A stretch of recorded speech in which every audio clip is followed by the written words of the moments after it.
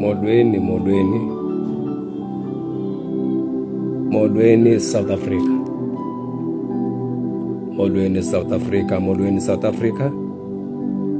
Molweni.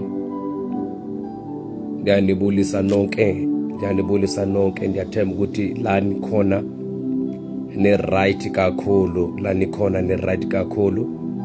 ya sendikhona lapha live,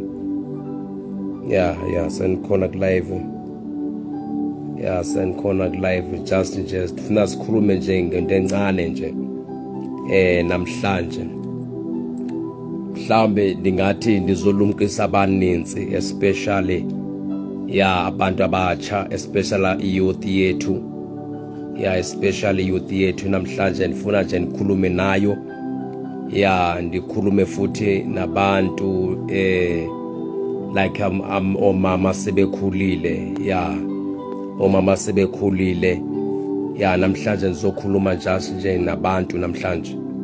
I'm not here just ukuthi ndikhulume nebandla likaJesu, ndiza ngizoba ndikhulume nebandla likaJesu, kodwa ndizokhuluma nomuntu wonke oyothi lo myalezo afikelele kuyena,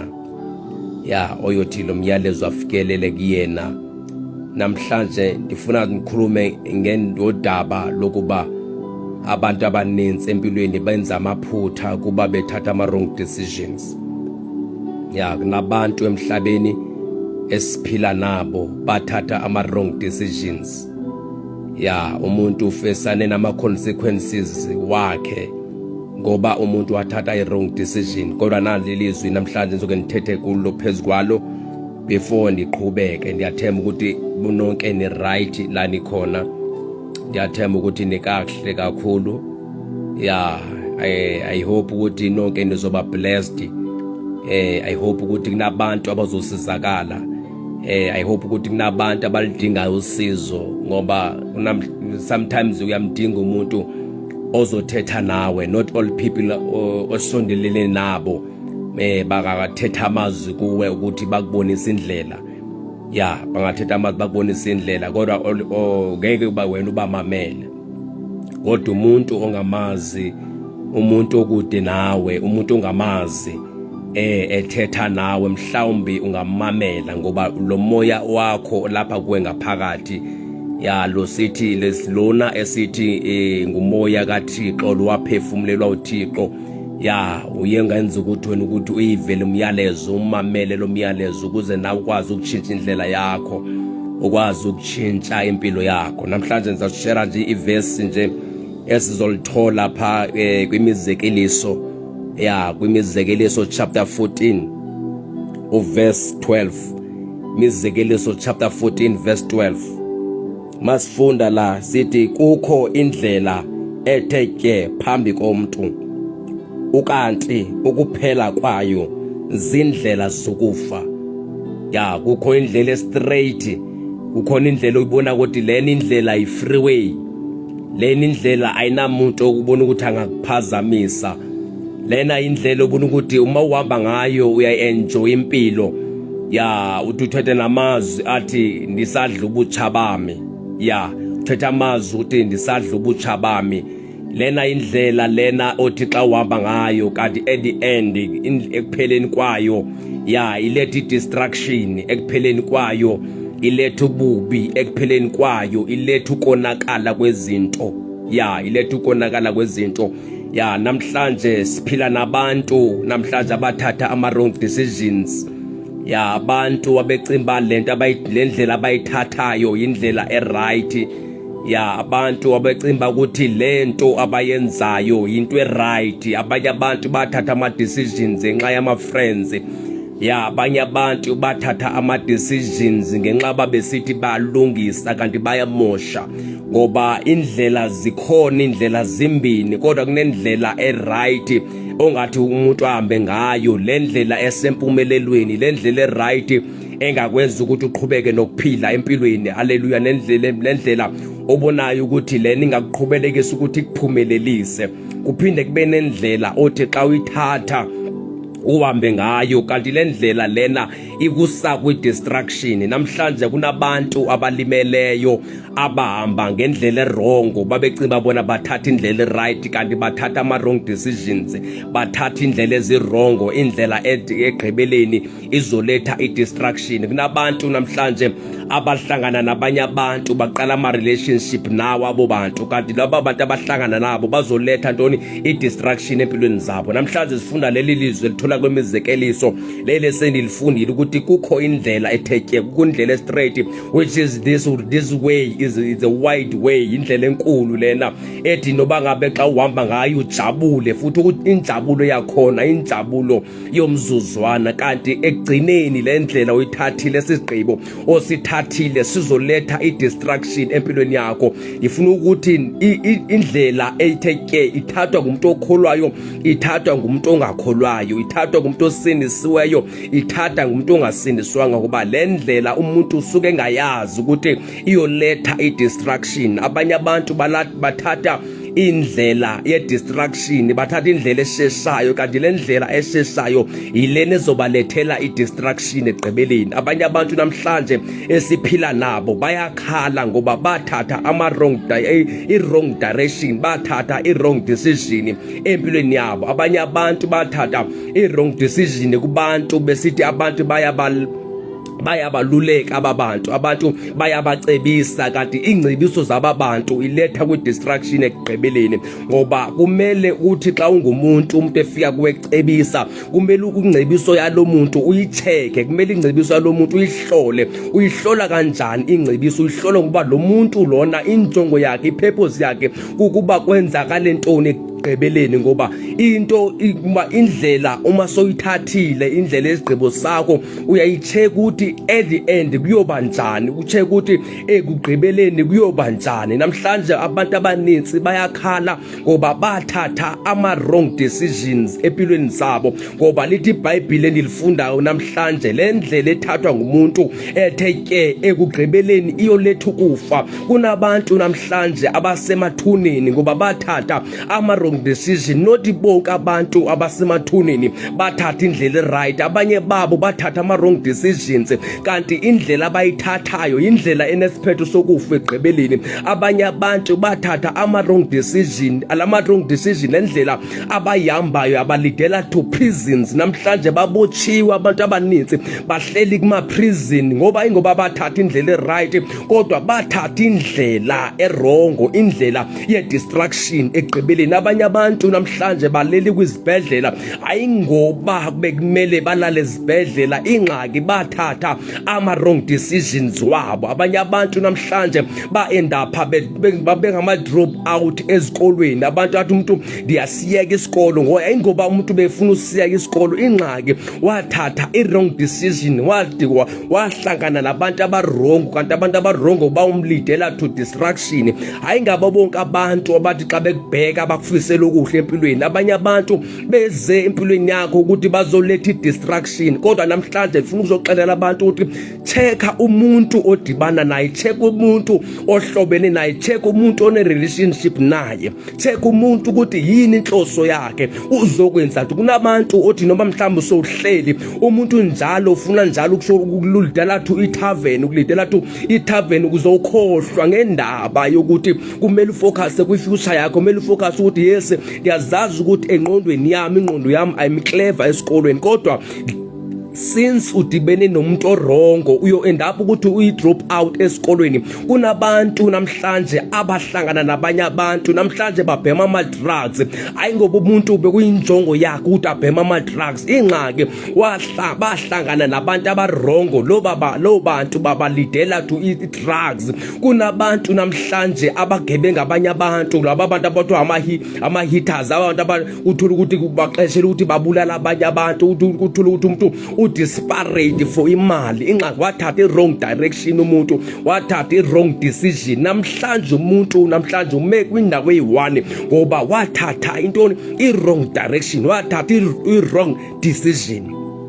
I-wrong decision iyingozi ngoba ekugcineni iyoletha ukufa, hayi ngoba uzofa literally. Abanye abantu they are dead in spirit, they are dead spiritual. Abanye abantu ngoba bathatha ama-wrong decisions. Abanye abantu baqala ama-relationship, baqala ama-relationship esikolweni, even ejunior, uthi umuntu intombazane idibane nomfana, njendomfana amshiye nomntwana, lo mntwana afika abambezele i-future yakho ngoba wena wathatha i-wrong decision. Umfana lona angabi saqhubeka nempilo, eqhubeke nale relationship, umfana aphume esayidini, i-relationship iphele ngoba yayingoba inhloso yalomfana bekukuba niqhubeke nempilo. Ingxaki bekeze kuwe ukuthi uzoletha ntoni? I-distraction. Kunabanye abantu namhlanje, abafana namhlanje bahlela basa impilo yabo imesi ngoba balala nabantu abarongo, kanti laba bantu laba bayi-distraction, bazoletha i-distraction. Namhlanje baninzi abantu izinto zabo ezingahambi kahle ngoba balala nabantu abarongo. Labo bantu abarongo babalethela i-distraction. Lo distraction izinto zabo zimi ndaweni eyi-one, akunanto elungayo. Ingxaki kwasuke kwafika ispirit esirongo, safika lesi spirit esirongo esisuka kulo muntu osukulele naye, lo muntu osukuhlobene naye, lo muntu osukudibene naye, waletha i-distraction empilo yakho. Futhi namhlanje check indlela oyithathayo, checka isigqibo osithathayo ngoba isigqibo osithathayo ekugcineni kukhona isiphelo sakhona, kukhona indlela ebukeka inhle emntwini emehlweni omuntu, kanti ekugcineni kwakhona iletha i-distraction. Ngifuna ukuthi namhlanje abantu ba-understand, abantu bazi ukuthi yonke indlela oyithathayo ekugcineni inemiphumela yakhona. Sonke isigqibo osithathayo ungumuntu, ekugqibeleni kunemiphumela yakhona ngoba ayikho i-decision engenamiphumela ekugcineni. Kunabantu abazisolayo abacinga nokureversa abantwana ababafumanayo besesejunior. Ngoku umuntu useke Richard 30 years, umuntu impilo yakhe imindaweni eyi-one. Xa ethi uyajonga walibala ukuthi bafocus kwizinto izinto ekumele akafocus kuzona, wafocusa kwizinto ezobumnyama, wakhohlwa ukuthi kumele athathe indlela eright, wakhohlwa ukuthi kwimndeni wakhe uyi-breadwinner, wakhohlwa ukuthi umuntu ukhuliswe nzima abazali bakhe, wakhohlwa umuntu wathatha ama-wrong decision empilweni yakhe. Namhlanje abantu abaninzi bayakhala, abantu abaninzi namhlanje bayalila. Ingxaki bathatha ama-wrong decision. Namhlanje bathi noba sebeye ebantwini beyozihlanganisa nabantu, abekho abanye abantu abafuna ukuhlangana nabo. Ingxaki labo bantu bathatha i-wrong decision empilweni yabo. Namhlanje ngizokuvusa, namhlanje ngizokuxelela ukuthi namhlanje noba wayithatha i-wrong decision empilweni yakho, usengalungisa lapha konakele khona, as long as you are still alive. Namhlanje ndifuna abantu abaninzi barealize, once wareacha i-30 years, kube ujonge emuva, mawubheke emuva ubone ukuthi wadlala ngesikhathi, wahlangana nomfana othize ejunior or high school. Lo mfana wafika wabambezela impilo yakho, lo mfana wadestroy impilo yakho. Namhlanje wawusarichanga le level ubufuna uyireach empilweni. Few abantu abaninzi abathi xa bathola abantwana ezikolweni zabo e-high school, bare abantu abacontinue nemfundo yabo, bare abantu abafocus kwi-future yabo. Abanye abantu bathi babathola abantwana bastopa, bavele bame endaweni eyi-one ngoba kwavumela umuntu one spirit esirongo empilweni yakho. Namhlanje abantu abaninzi bayakhala, bayalila. Namhlanje kubheka ngathi bazijonga ngathi bahluphekile, hayi ngoba bahluphekile. Ingxaki bathatha i-wrong direction, bathatha i-wrong decision empilweni zabo. Namhlanje ngizothetha nabantu abatsha namhlanje abathatha i-wrong decision ezimpilweni zabo. Namhlanje bayakhala, bayalila ngoba bathatha i-wrong decision. Kunabantu namhlanje ababesebenza kahle, besebenza ngcono, kodwa bathatha ama-wrong decision. Umuntu waqala wantshontsha emsebenzini akasebenza kuwona. Namhlanje umuntu umluzile umsebenzi, une-bad record ukuthi lo muntu uyantshontsha, lo muntu akadeserve ukuthi aphinde aqeshwe kulo ndawo ethize ngoba umuntu wavumela ukuthatha i-wrong decision empilweni yakhe. Namhlanje bayalila kuba ngathi uSathane uyabalwa. Ingxaki kubona ngoba bathatha ama-wrong decisions empilweni zabo.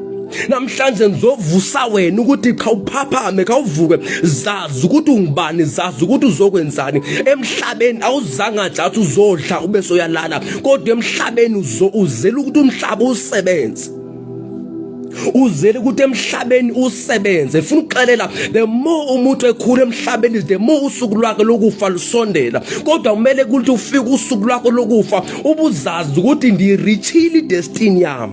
Kunabantu namhlanje bame endaweni eyi-1 bekusuppose bakwenye 11 empilweni zabo, kodwa bakhetha ukudlala empilweni.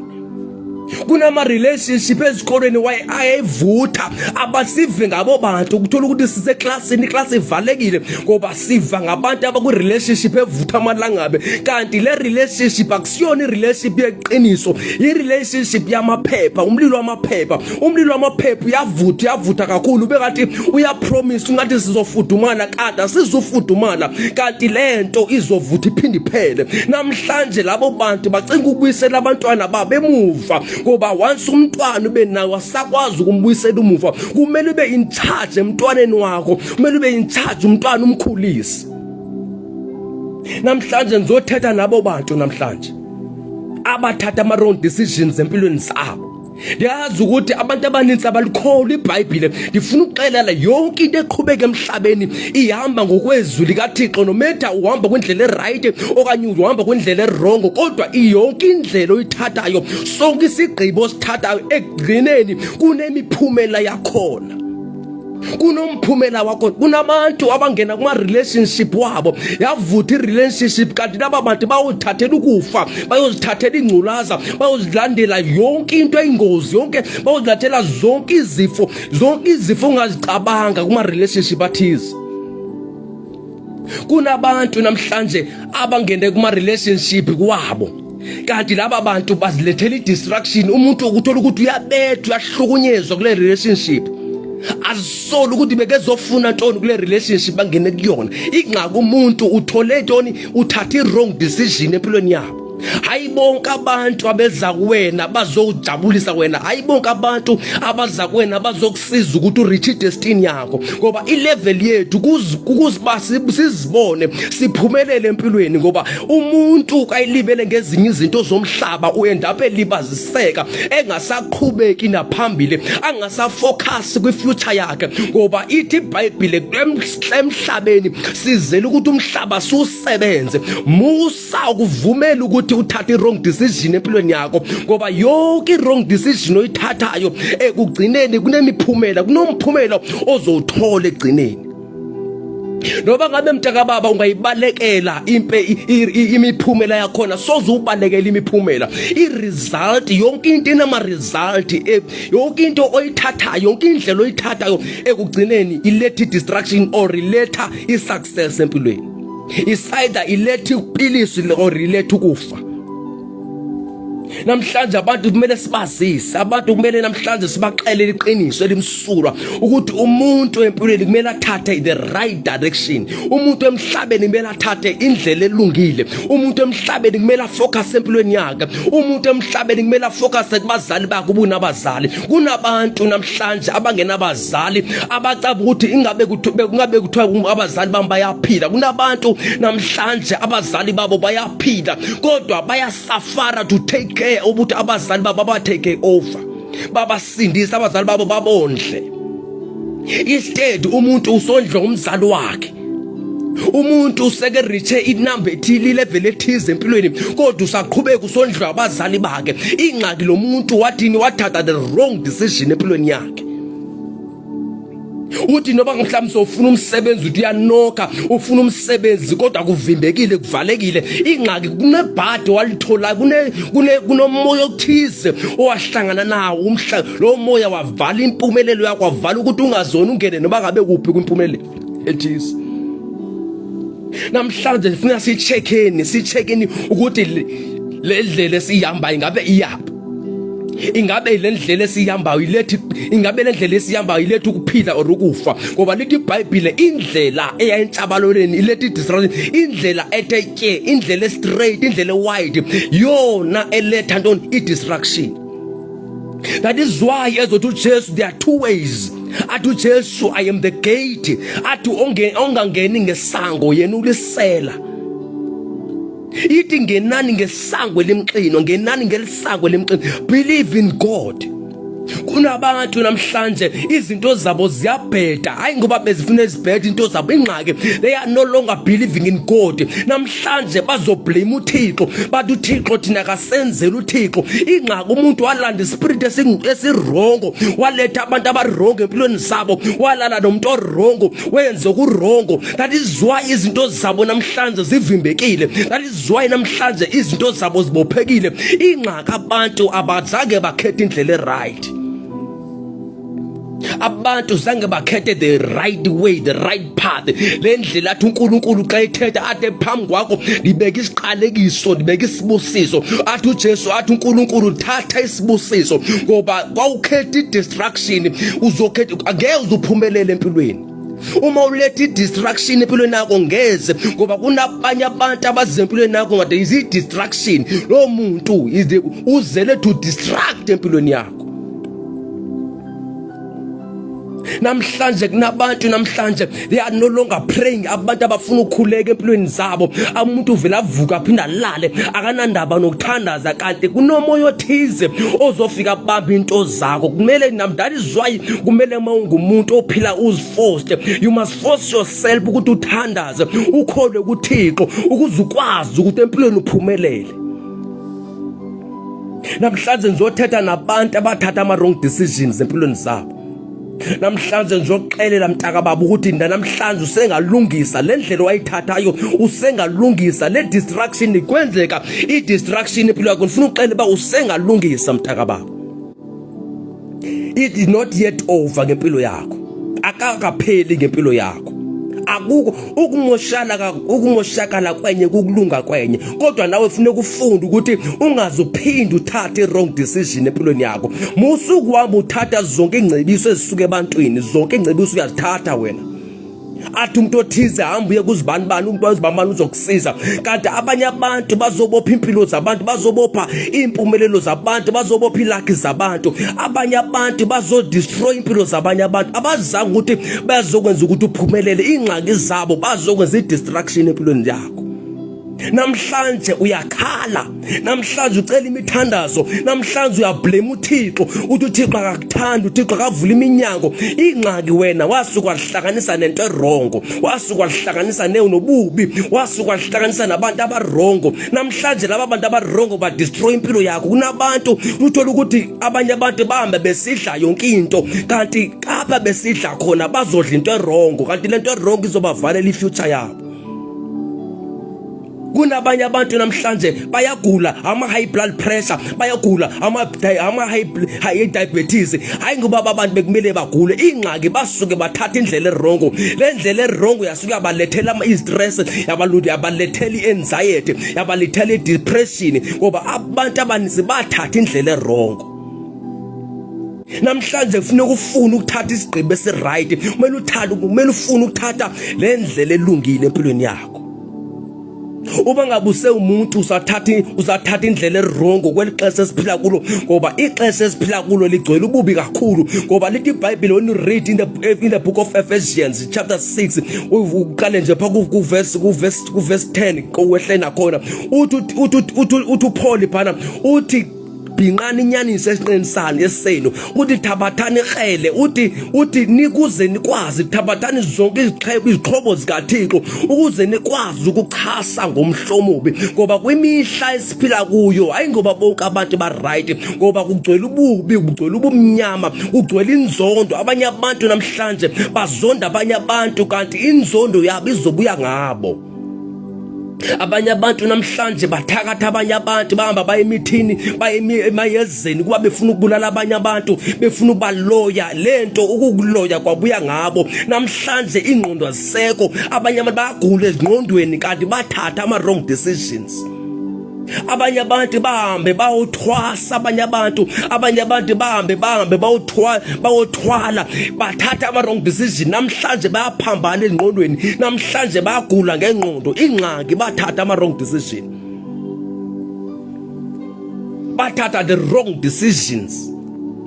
Abanye abantu namhlanje bathi babaphuza utshwala. Namhlanje utshwala busabiyekeki. Umuntu uphuza utshwala from Monday to Sunday. Umuntu ephuza utshwala and seke tshintshe futhi nasebusweni seke ngathi ugugile. Hayi ngoba umuntu bese bebo wayephuzela ubumnandi before kodwa namhlanje akasaphuzela ubumnandi. Ingxaki wathatha i-wrong decision. Utshwala kuye umuntu akasafocusanga ukuthi awusebenza kodwa seke focus etshwaleni ukuthi alale dla utshwala. Ingathi utshwala buzomenzela into enhle, ingathi utshwala buzomphumelelisa. Ingxaki bathatha wrong decision, bafike bafakela into wrong etshwaleni.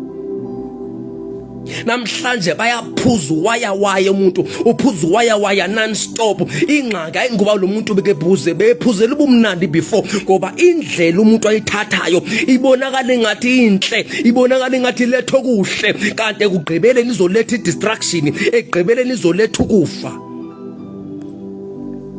Namhlanje abantu kumele understand ngoba bathatha the wrong ways empilweni zabo. Lonto kumele siyithethe nje siveze ibe clear ngoba bahlangana nabantu abarongo, bahlangana nento ezirongo, bathatha indlela erongo. Namhlanje impilo zabo zimi indaweni eyi-one, ayikho way forward.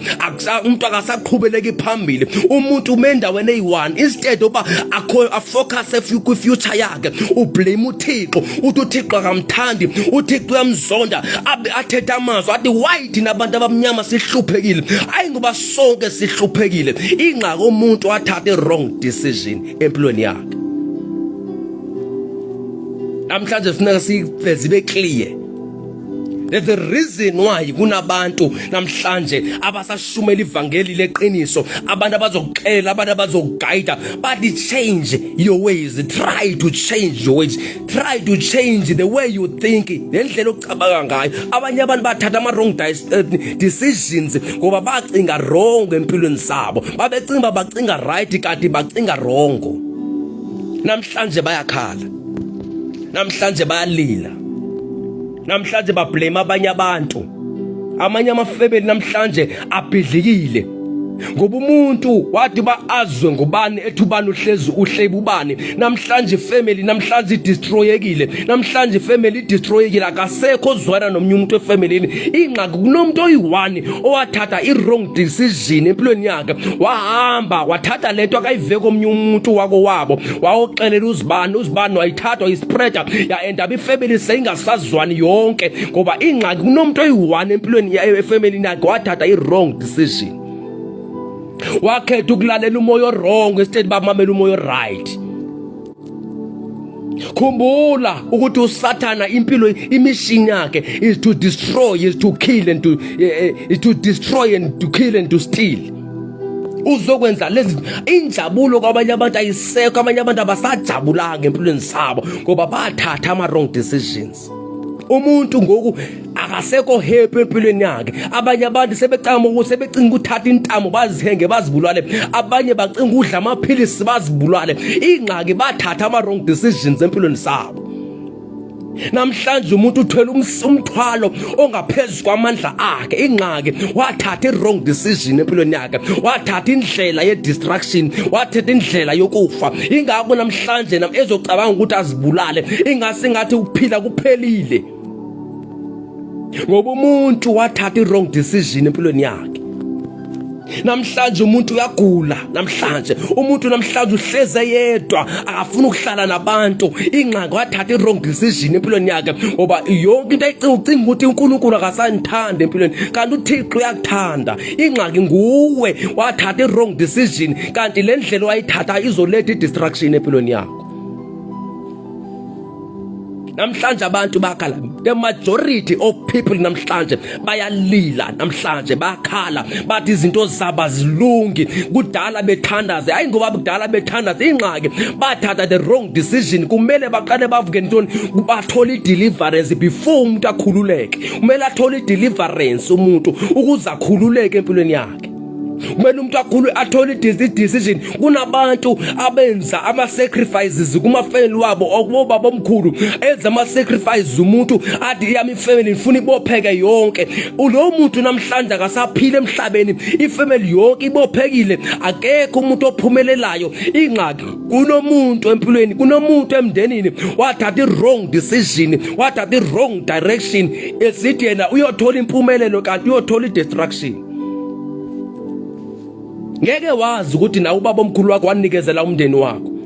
Angeke wazi ukuthi ugogo wakho naye wanikela ngefamily yakho. Kunabantu abanikela amafamily wabo, bathatha ama-wrong decision. Namhlanje amafamily wabo every year kunomuntu oshonayo. Ingxaki kunomuntu wathatha the wrong decision empilweni, kunomuntu wathatha the wrong decision emndenini. Namhlanje umndeni wonke uyakhala ngenxa yomuntu oyi-one owathatha the wrong decision. Kunomuntu wavula igate, kunomuntu wavula igate ukuthi sitha singene. Namhlanje sitha singenile, abantu abasazwani emndenini. Ingxaki kunomuntu owathatha the wrong decision.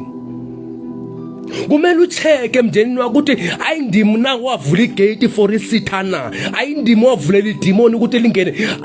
Kunomakhelwane abangasavani namhlanje, omakhelwane abasazwani namhlanje. Ingxaki bavumela isitha, kwakhona umuntu oyi-one wavulela isitha, wathatha the wrong decision empilweni yakhe.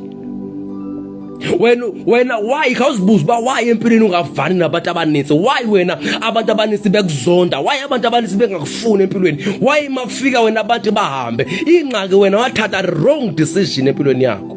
Why abantu bangafuna ukukusiza mawufuna usizo? Ingxaki wena wathatha the wrong decision empilweni yakho. Kumele uzicheke, kumele uhlole ukuthi ingabe ndayithatha njani indlela, ngoba lithi iBhayibheli kunendlela ebukeka inhle emntwini emehlweni omuntu kanti ekugcineni ukufa kodwa ekugcineni.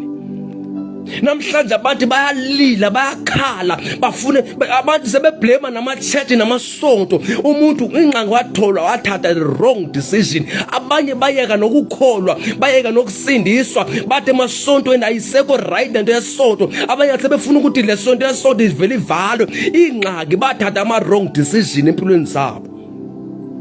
Bavumela isitha sabarula, bavumela usathana wabarula, bavumela abantu abarong empilweni zabo. Namhlanje bayalila, namhlanje banthetha, namhlanje abalali, namhlanje banama-depression, namhlanje banama-HIV and AIDS, namhlanje banako konke ungacabanga okubi empilweni zabo. Ingxaki abantu bathatha wrong decisions. Namhlanje indaba is about the wrong decision. Kumele umuntu umuntu ophila emhlabeni, umuntu osaphila enyameni, kumele uthathe the right decision. Hayi ngabo bonke abantu abeza kuwena bakulethela okuright. Abanye abantu abeza kuwena kumele balethe distraction. You must check empilweni yakho. Kumele ube umuntu ofuna ukuthandaza, ofuna ukukholwa njalo kuThixo. Ngoba kule mpilo esiphila abanye abantu abarong, abanye abantu abeza kuwena, abanye abantu abakuthandi, bakuzonda, bakuzondela ukuthi uhlezi usenze okuhle empilweni, uhlezi uhamba kahle empilweni. Ingakho beza kuwena befika ngathi bakuthanda kanti abakuthandi, bazoletha i-distraction empilweni yakho. Kumele ukwazi ukuthi ubabona abantu abazoletha i-distraction empilweni yakho. Kumele ufune ukuthandaza ukuthi Thixo ndibonisa abantu abaletha i-distraction empilweni yami. Yabona le youth, yabona labantombazana amancane azafunda ku high school, namhlanje basheshe bahamba bayojola, bathola abantwana. Namhlanje abantu sebehlanganisa o-30 years, bayakhala bamindaweni eyi-one. Umuntu wayijabulile eqala, abanye abantu sebefuna umthatho abawusawutholi. Ingxaki bazidestroya besebatsha, bazidestroya. Umuntu ufuna umthatho, umuntu ukone ufuna ukuvuka ngokwehlakanipha engqondweni, afuna ukuthi athole umyeni oright kanti akazeke amthole umyeni oright, ngoba abantu abaninzi sebeyazi ukuthi la muntu lo, la ntombazane ethize yazimosha kakhulu. Umuntu sefuna uqala impilo ngoba sekebona ukuthi ixesha lihambile. Umuntu sefuna uqala i-relationship right ngoba sekebona ukuthi impilo ihambile. Umuntu sekefuna indoda eright ezomthanda, ngeze uyithola indoda eright ngoba wamosha, wadlala ngesikhathi. Wena isikhathi sise-right, isikhathi sikuvumela, wadlala ngaso, wathola umntwana, wadestroyeka. Ngoku akuseke ukubuyela emuva, kumele uthini uqhubeke phambili. Abanye abantu basacinga imva, basacinga ubuyisela izinto emuva namhlanje. Umuntu ucinga ubuyela back lapho besuka khona.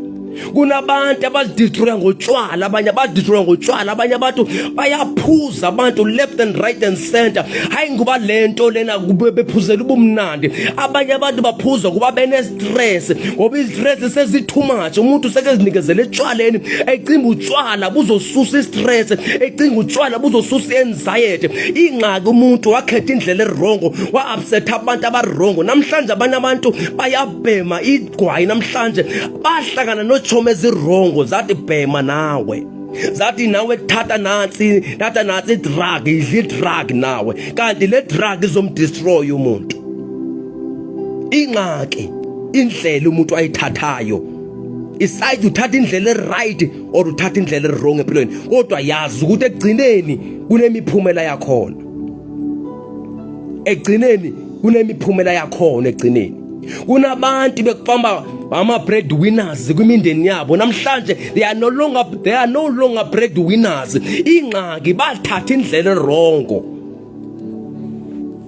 bathatha indlela erongo. Umuntu akasacabanga ukuthi mangathatha amasivi amofaka isivi, ayisekho lanto ukuthi ambozama umsebenzi, ambofuna umsebenzi. Ingxaki kunento, kunespirit esimbophile, kunespirit esimvalile ethi wena ungazuhambe uyofaka isivi, wena ungazuhambe uyothola uyofumana umsebenzi, ngoba imishini yakho hlala laphansi, udla utshwala hlala laphansi, udla idrug hlala laphansi, ulalwa amadoda hlala laphansi, udla amantombazana hlala laphansi, ngoba imishini umoya ongcolile wangena, umuntu wathatha indlela erongo.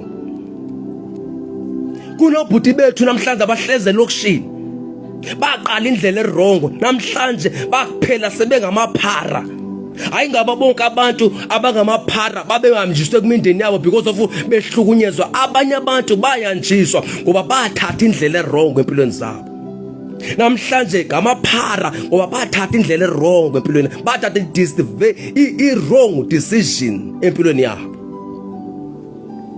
Namhlanje ngizothetha nje ngalonto namhlanje ukuthi nawe khawuzibuza ukuthi ngabe ndiphi namhlanje uba bengazange niyithathe le wrong decision. Namhlanje ngabe ndiphi uba bengasithatha. Abanye abantu bathatha nabantu abarongo, namhlanje abantu abarongo babamesapile, abantu babadestroyile. Namhlanje umuntu athatha afuna idivorce njengangoku. Ingxaki yakhe, imishini yakhe wokuba bezothola lempumelelo yakho, azothola le umsebenzi, azothola lamandla akho umuntu. Athi xa seke watholile aphuma phele ngendlela.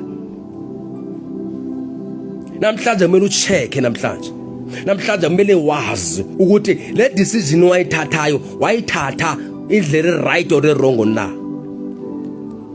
Kumele uzothatha i-decision, kumele ucabanga, kumele ucinge mawuzothatha i-decision, wazi ukuthi le decision oyithathayo izothini imiphumela yayo egcineni.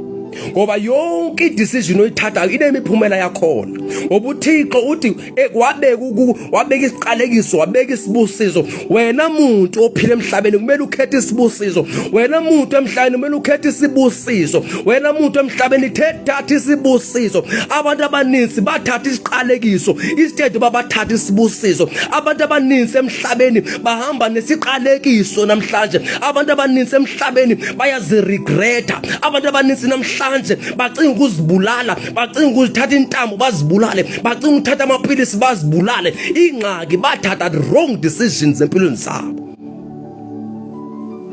Akekho umuntu ongathatha intambo esengqondweni, akekho umuntu ongathatha ipilisi afuna ukuzibulala esengqondweni. Ingxaki kusuke kuthola kukhona i-wrong decision empilweni yakhe, kunesithi ezingeni. Ingxaki umuntu wahlangana nabantu abarong empilweni yakhe. Kanti lento izodestroy impilo yakhe. Kumele umuntu gayiza kuwena umhlole. That is why ke mina ke ndithi empilweni yami andinachomi. Ichomi endinayo uThixo kuphela. Umuntu esuke seduze nami uyicolleague yami emsebenzini or icolleague yami in Christian, my brother in Christ or my sister in Christ. Umuntu esizokwenza umsebenzi kaThixo then sibe siyahlukana. Ezinye izinto angeke sibe sazixoxa. Futhi abanye abantu baxoxa into ezirong ebantwini namhlanje basafara namhlanje.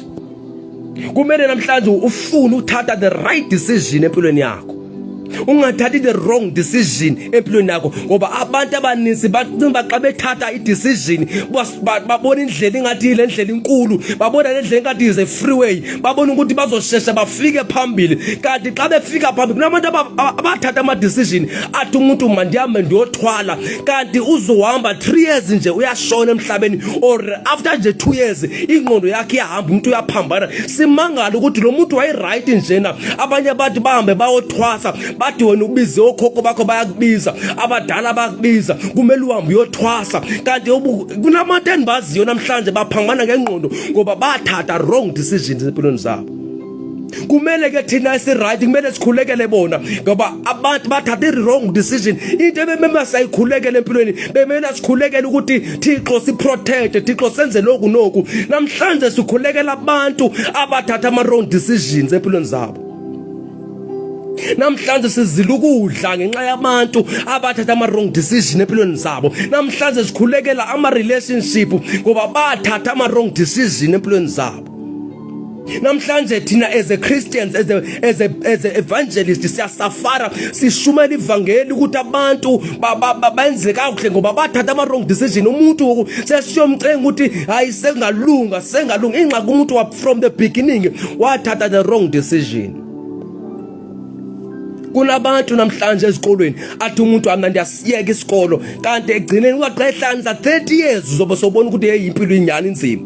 Ubone ukuthi hayi man impilo nje ngoba kumele ka uhlanza 30 years kumele sobonakala ukuthi at least ndizamile empilweni, at least ndizamile empilweni. Noba ngabe kuthiwa nihluleke endaweni ethize, kodwa at least mawuhlanza 30 years ndizamile empilweni, ndizamile empilweni. Kunabantu babezama babezi-breadwinner emindenini yabo, namhlanje abasezizi breadwinners. Abanye abantu sebeenda pho besondlwa ngabazali babo, instead uba umzali ondliwa nguwe, hayi umzali ondle wena. Bekusaboza uba wena uyasebenzela umzali wakho ngoba umzali wakho sekufika ixesha loba ukhathele na umzimba, ukhathele saboza uba uhleli phansi. Ingxaki wena wadlala kakhulu empilweni yakho. Bare abantu abadlala empilweni zabo kodwa namhlanje baphumelela. Few, only few abantu abathi badlala ngempilo zabo namhlanje baphumelele.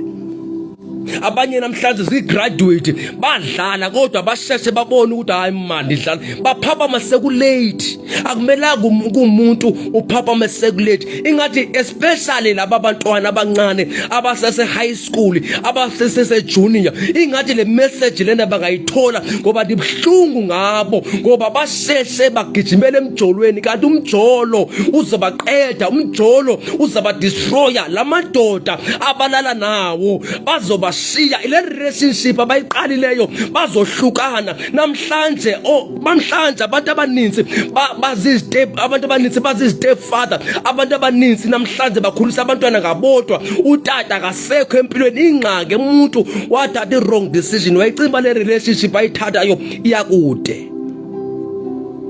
wayicimba le relationship ayithathayo iyakude. Lobu budlelwano obuthathayo babecimba buyakude kanti buyomosheka ngoba yonke into engenasisekelo noThixo ayinasiqinisekiso ukuthi izoma unaphakade, kodwa into enesiqinisekiso yi-right decision empilweni, ukuthatha indlela e-right empilweni, ukuthatha indlela e-right. Uyes kube nguyes, uno kube nguno. Namhlanje bayakhala abasisi bathi mina ngikhulisa umntanami ngegrant, khulisa umntanami ngegrant. Ubaba kasekho, ubaba ngoba ubaba wehluleka. Umntwana intombazana seyincathame ku-government ngoba ezomnikeza imali u-government. Uyise womntwana wehluleka, akasanga ephambili esikoleni ngoba walibala ukujola, walibala ukulala amantombazana, walibala ukudla insango, walibala ukwenza yonke into engayicabanga, wathatha the wrong decision empilweni. Kunabantu namhlanje bebethatile, bebethatile, kunomuntu owajolayo emndenini, kunomuntu owajolayo emtshatweni, waphuma umuntu wajola kodwa ukhona ubaba ekhaya or ukhona umama ekhaya, umuntu waphumela phandle wajola umtshato wabhidlika. Namhlanje umuntu uyasafara, namhlanje umuntu uyakhala. Ingxaki wathatha the wrong decision. Kunabefundisi ababelida amabandla. Uthola ukuthi umfundisi wazi walala nomfazi womuntu ibandla labhidlika lachitheka. Ingxaki umfundisi wathatha wrong decision. Namhlanje ibandla lamkhiphela ngaphandle. Abanye bakhitshela ngaphandle abanye abantu. Abanye befundisi bakhitshela ngaphandle ngoba bathatha wrong decisions empilweni zabo. Ngoba ukuthatha wrong decision kuyingozi. Yonke into oyithathayo, sonke isigqibo osithathayo ekugcineni sinemiphumela yakhona. Kumele wazi mawungumuntu yonke decision oyithathayo, thatha decision right lapho uzothokozisa abazali bakho, uthokozise noThixo. Ngoba uthi uThixo kulomhlaba sizosebenza. Umhlaba kumele uzazi benu understanding ukuthi la ndizosebenza umhlaba anizange ngizodlala kodwa ndizokwenza so ukuthi umhlaba ndiyawusebenza. Try by all means ukuthi bekhona into the day uhambe emhlabeni kubonakale kuhambe kukhombeka sihambe siyikhombe intokazi bani ukuthi ubani usebenzile emhlabeni. Hayi lento uthi ukukhumbula the more ukhula emhlabeni ukufa kuyasondela. The day ufe emhlabeni uhambe emhlabeni kunabantu abasheshe bahamba emhlabeni ingxaki bathatha i-wrong decision empilweni zabo. Umuntu wakhetha ukudlala zanga asebenza umhlaba kuseeli lizothi selifika usuku lakhe lokufa sibe nento esikhomba sithi la kuzibani la wenze lento uzibani. Namhlanje abazali bayakhala ngabantwana babo. Athi umzali ndazala amathumu zake nizale umuntu. Ndalicimba nomntwana enimzalayo uyoniphumelelisa. Ndancimba nomntwana enimzalayo uyondondla mhla kuphela amandla. Kunabantu namhlanje kunabazali abasasebenza namhlanje amandla aphelile cha sebeyafoster ingxaki bathi xa bebheka abantwana babo bazifake kuma drugs, bazifake etshwaleni, bazifake emantombazaneni, bazifake ebafaneni. Namhlanje bami endaweni eyi-1.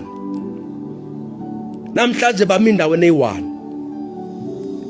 Namhlanje zoxelela wena mntu kaThixo ndihambele bonke abantu ukuthi bayizwe lo myalezo ukuthi nawe muntu nawe usengatshintsha impilo yakho. Nawe usengatshintsha impilo yakho. Sengayitshintsha impilo yakho. Abantwana abaninzi namhlanje abakhulayo abasenabazali. Abantwana namhlanje kunomama abangamaqili. Umntwana amithi intombazana imithe mase imithile angafuni ukuthatha umntwana amse kubaba wakhe amfihle. Angafuni okanye athatha umntwana wakhe awusulela enye indoda athi ngumntwana wakhe. Ingxaki bathatha wrong decision. Namhlanje iqiniso seliyaziwa. Umosakala yonke into kanti bawova wathetha iqiniso zisuka zibekwa ngoba iqiniso liyakhulula. Ngeze ufihla amanyala forever. I'm telling you. Noba ngabe kuthiwa yonke into yakuyenza in the secret kodwa ngeze uyenza in the secret place forever. Ngoba lithi iBhayibhile okwenzeke emnyameni kuyovela ekuhleni ngelinye ilanga. Kuyokhanya ngelinye ilanga. Yokhanya ngelinye ilanga and futhi uzokhala the day ukhanya uzolila kuyoba ngathi uThixo ukujikele or kuyoba ngathi abantu bakujikele. Ingxaki wena wathatha wrong decision empilweni yakho. Kunabantu abangena kuma wrong churches. Umuntu angena kuma wrong churches, lo ma wrong churches baqeda ifuture yakhe ngoba hayi onke amasonto namhlanje anomoya ongcwele. Amanye amasonto anomoya kaSathane. Kunabefundisi abathweleyo umuntu afika jabula kanti abakaboni ukuthi uyadraineka in the spirit. Abanye abantu bade bayahlanya ngoba labefundisi abakhona lamasonto. Abanye abantu basebenza ngathi umuntu ambeka isandla utholwe ukuthi abanye abantwana abazalane bayaphambana bayagula. Kumangala bayibe ubani wayesindisiwe njena, ubani wayenoJesu eshumayela njene vuta kanti umuntu wahlangana nomuntu orongo, wahlangana nespirit esirongo. Namhlanje bayasola namhlanje. Yonke into yakhe imile kwabanye abantu akunanto elunga, yonke into iyamosheka. Funa uxelela namhlanje, take the right decision empilweni yakho. Thatha the right decision empilweni yakho. Thatha indlela right. Thatha indlela elungile before it's too late. Thatha indlela right before it's too late. Thatha indlela right before it's too late. Funa wazi ukuthi uJesu kuko konke okuthathayo uyakuthanda. Sonke isigqibo osithathayo, God loves you. uThixo umuntu umnikezele into ekuthiwa i-permissive will, lapha khona umuntu ezidecide la khona, lapha umuntu ezigqibela khona ukuthi ufuna ntoni empilweni. Iside wena ufuna into e-right or ufuna ukurong. Kodwa every decision oyithatha empilweni iyokuchana ngelinye ilanga or iyokubusisa. Iside wena uthatha isibusiso or uthatha i-curse. Namhlanje decide mawungumuntu emhlabeni, decide right namhlanje. Thatha right. Jesus is Lord. Jesus uThixo akaxoki, izwi likaThixo aliqoki. Noba kabe ungaba against izwi likaThixo kodwa izwi likaThixo aliqoki. Umele uyazi wena ukuthi izwi likaThixo aliqoki futhi soze laqoka. Konke okusezwini, konke okulotshwe ezwini kuyiqiniso, konke okulotshwe ezwini kuyenzeka futhi kusezokwenzeka. Ngoba history repeat itself. Kunabantu kunoSamson abathatha wrong decision empilweni zabo, bahlangana nabantu abarong, kodwa laba bantu abarong bazodestroya bona. uSamson waenda bechata nesitha sakhe. KunoDavid abathatha wrong decision, balala nabafazi babantu, baphinde futhi babulala amadoda abantu, baphinde futhi babachata abafazi babantu. UmkaUri. Namhlanje ufuna ukuthatha i-right decision mawungumuntu ophilayo. If ufuna uphumelele empilweni, thatha i-right decision. Thatha i-right decision. Kunabantu abaqala indlela i-wrong decision, kanti le wrong decision kwaba i-general curse kwefamily. Kodwa kudingakala umuntu ozobreaka leyo curse, kudingakala umuntu owazana noThixo onamandla to break the curse. Namhlanje kudingakala abantu abazobreaka ama-curse kumindeni yabo. Ungavumeli yonke into, kumele uqine isibindi, umisibindi ukuthi namhlanje ngizobreak i-curse or I am the destiny, I desire to break the curse in my family. Kunabantu bekusaboza ba kunabantu namhlanje bekusaboza ba bayibreaka kudala i-curse emindeni yabo kodwa balibala ukudlala. Namhlanje umndeni ubophekile kanti kunomuntu owalibala ukudlala, kanti lo muntu wayeze emhlabeni to break the curse efamilini yakhe. Namhlanje kumele nilazi iqiniso ukuthi umuntu emhlabeni yonke i-decision ayithathayo umuntu egcineni inemiphumela yakhona. Namhlanje khawuzibuza uba if ungazange uyithathe i-wrong decision ngabe uphi namhlanje nempilo.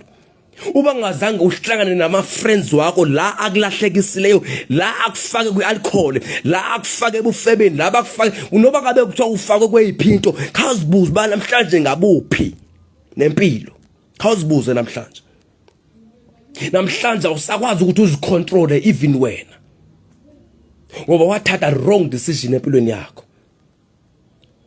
Ngifuna uyazi lento ukuthi uma uthatha i-wrong decision empilweni, ilonto le izobuya ngawe, lonto le izokuchana, lonto le izobackfire, izobuyela kuwena. Namhlanje abanye abantu badla amaphilisi, ayingoba bekumele bawadla amaphilisi, ingxaki bathatha wrong decision empilweni zabo. Bathatha indlela engenaqiniso, bathatha indlela enokufa phakathi. Namhlanje sebedinga imithandazo, namhlanje bacela imithandazo ngenxa yomuntu wathatha wrong decision empilweni yakhe. Uba bekuthiwa ngumuntu owahlakanipha kuse-early, ingabe namhlanje ukude nempilo, ingabe namhlanje ungumnqobi, ingabe namhlanje ungumnqobi, namhlanje ubizwa ngesahluleki, namhlanje ubizwa ngesidakwa, namhlanje ubizwa ngesifebe, namhlanje ubizwa drug dealer, namhlanje ubizwa ngeprison, ngoba ngabe kuthiwa yini ongabizwa ngaye wrong ngenxa wena wathatha wrong decision empilweni yakho. Aliseke ukuthi wena ubizwe ngegama elihle, akuseke ukuthi wena ubizwe ngegama elihle. Abazali bakho baku-introduce ngegama elihle emhlabeni, kwathiwa lo muntu uvusa umzi, namhlanje uchitha umzi. Namhlanje umuntu uthanda uthanda impi, umuntu namhlanje uthanda impi, uthanda ukuhlasela. Namhlanje uqokelela abantu abathize ukuthi hey makuyohlaselwa bakani, makuyohlaselwa, makuyokwebiwa, makuyokwenziwa noma ngabe yine wrong. Ingxaki umuntu wahlangana nabantu abarongo, namhlanje bayakhala bayalila ngoba impilo imile. Akunamali engenayo, akunamali ngoba umuntu wathatha i-wrong decision empilweni yakhe. Namhlanje kumele kwazeke ukuthi abantu emhlabeni bathanda indlela esheshayo. Namhlanje abantu bathatha indlela engenaThixo phakathi. Abantu namhlanje bahlangana nento ezirongo, bathatha ezirongo. Abanye abantu ba decide ukuthi umuntu xa esafunda esikolweni, umuntu efunda esikolweni euniversity, uthola ukuthi usalinde uNSFAS esikolweni, I decide ukuthi athathe indlela erongo, uthengisa ngomzimba, kube ufuna ukubhatala iflat or efuna ukubhatala izifundo zakhe, kanti ukuthengisa kwakhe umzimba kube ufuna imfundo, kanti lento izomvalela ifuture phambili. Ayonke into ayisonke isigqibo mntaka baba osithathayo siyokusiza phambili. Ayingoba yonke sonke isigqibo osithathayo siyokusiza phambili. Kumele ufunde ukwenza okuright, kumele ufune ukuthatha indlela eright. Yalincenga brothers and sisters, especially le generation yami, kumele ifunde ukwenza okuright. Kumele ifunde ukukhetha okuright. Namhlanje youth eninzi izinikezele etshwaleni namhlanje even izwe lethu lizafuna ukuthi liyantshontshwa, lintshontshwa ngamanye amazwe, ubucebi bethu buntshontshwa ngamanye amazwe, kodwa iyouth yethu ilele, iyouth yethu izinikezele etshwaleni, iyouth yethu izinikezele kuma drugs, kodwa izwe lapha liyahamba, abanye abantu bajabulela oma 350 rand. Instead uba umuntu afama wathatha the right direction, kuseli athathe the right direction.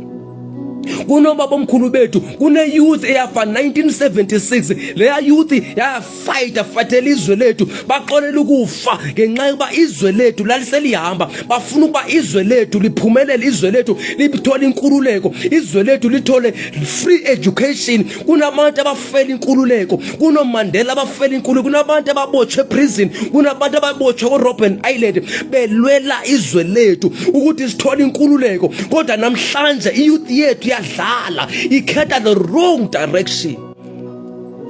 Iyouth yethu ithetha the wrong direction. Namhlanje ama minerals wethu, igolide alisenzwe lapha eSouth Africa, seliyaphuma liyaphesheya. Ubucebi bethu, yonke into ongayicabanga namhlanje iSouth Africa izohlupheka, iSouth Africa izolamba, ngoba kunabantu abaleleyo eSouth Africa, kunabantu abangenandaba nezwe labo, kunabantu abangenandaba nemindeni yabo. If iSouth Africa, if iyouth yaseSouth Africa ingaxelisa iyouth yango 1976 iphakame ivuke ithi asizuva ngalo government ocorrupt. Namhlanje igcwele corruption, ayingoba bekumele igcwele corruption, ingxaki kune youth eleleyo eSouth Africa.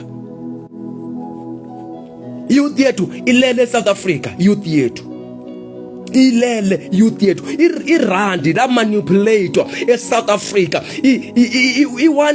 Nkosi yami, kunezinto ezininzi ezonakalayo, ayingoba bekumele zonakala ngoba iyouth ilele eSouth Africa. Ayisazi ukuthi kwenzekala ntoni. Abantu bazinikezele etshwaleni, abantu bazinikezele kuma drugs, abantu bazinikezele ukuthi bantshontshe izinto zabantu, babulala abantu. Akasekho umuntu onendaba, kudala bengekho lento uba kubula umuntu othize, ngoba imission was to win our country. Imission yethu kuba siqobe abelungu ukuthi sikwazi ukuthi nathi sikhululeke, sithole free education. Namhlanje ingcebo yethu yahamba.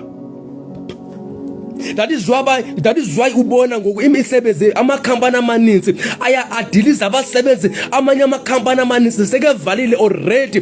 Umnotho wase South Africa wehlile, umnotho wase South Africa wehle kakhulu, futhi ugovernment ufikenza corruption pha, abeseke hamba uboleka imali eninzi, abuya azotaxa abantu, abasebenzayo, azotaxa iyouth yethu. Iyouth yethu lezinikezele kuma drugs, ayisenandaba nokulwa.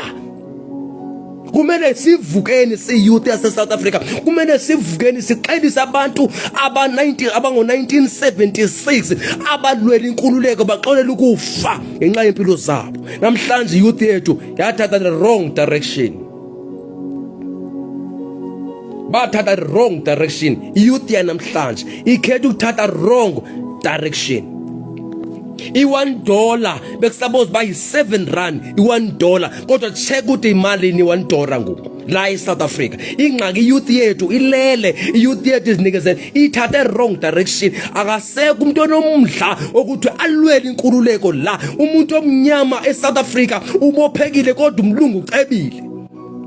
Umlungu ucebile, umlungu nayo yonke into, umlungu uhlezi esantini, umlungu uhlezi kwindawo eziphakeme enkulu kodwa umuntu omnyama usahluphekile namhlanje. Ingxaki abantu abamnyama abasenandaba nokuthatha indlela eright, bathatha indlela ezirongo. ingaba khonje namhlanje uba bekuthiwa nyani thina sonke siyiyouth esithatha indlela eright. Imission yethu kuba sizibone sifundile, uba sizibone sisebenza. Kodwa namhlanje akasekho umuntu osenendaba lokuthatha indlela eright. Bonke abantu bafuna indlela esheshayo. Bonke abantu bafuna indlela esheshayo, bafuna indlela egijimayo. Ngifuna ukuxelela mntababa, le ndlela oyikhethileyo egijimayo egcineni yokulethela distraction, egcineni yokulethela anxiety. Uyogula ngelinye ilanga mntakababa, uyolala ezibhedlela lenye ilanga, ulele kumashiti ngoba wena ukhetha indlela esheshayo.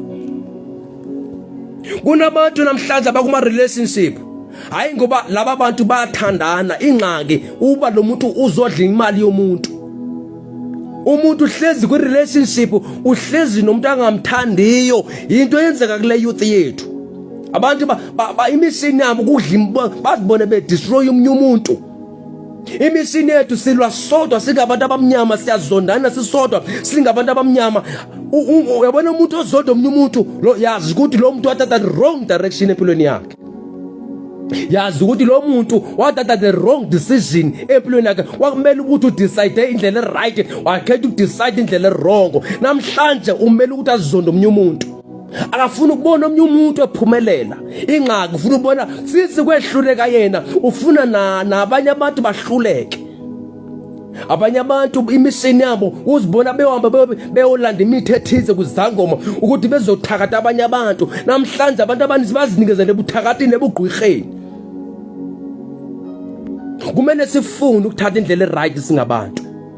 You must learn to take the right decision.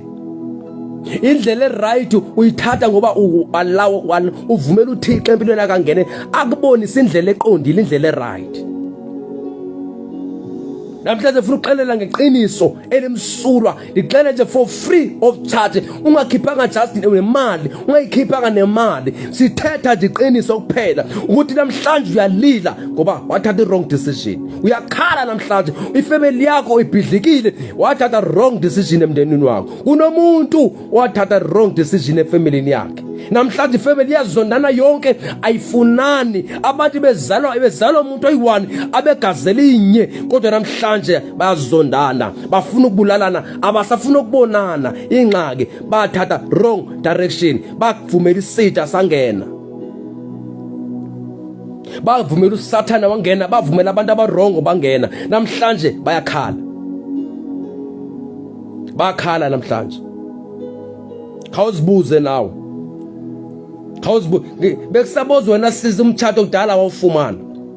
If wakuthiwa waziphethe kahle usakhula until today, ingabe usowutshatile or ingabe sowukude nempilo, ingabe mhlawumbe sohlala kumention yakho, sohlala kundawo ezitop eziphezulu. Ingxaki wadlala ngempilo. Kunabantu namhlanje abahlezi emakhaya, kunabantu namhlanje abahlezi kuma location, kulokishi bahlezi.